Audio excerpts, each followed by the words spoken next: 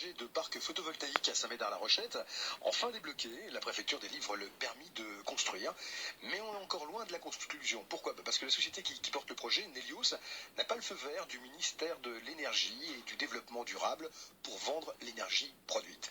Son dirigeant s'appelle Adrien Clément, il est au micro de Fabien Arnay. Adrien Clément, bonjour. Bonjour monsieur. Vous êtes le patron de la société Nelios. La préfecture de la Creuse vous a accordé un permis de construire il y a quelques semaines.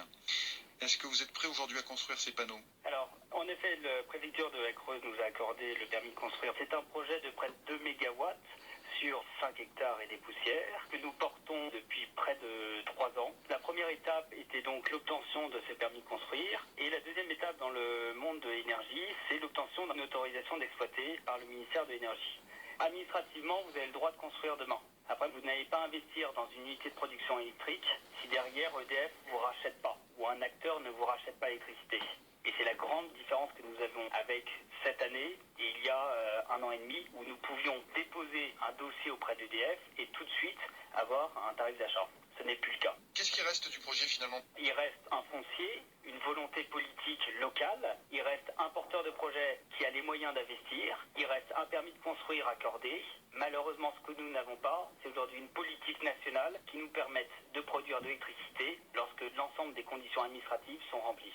L'avenir, pour nous, on peut le diviser en 2 parties. La première partie, c'est de répondre à l'appel d'offres et d'espérer devenir lauréat de cet appel d'offres. Et la deuxième possibilité qui s'offre à nous, c'est d'attendre que le prix des modules baisse encore et encore, que nous arrivions à parité réseau, nous l'estimons à 2014, et à parité réseau, nous n'aurons plus besoin du ministère pour pouvoir vendre l'électricité, puisque nous vendrons l'électricité sur le marché, tel que la loi nous le propose. Parité réseau, c'est que le coût de l'électricité produite par le solaire est au même prix que le coût de marché de l'électricité.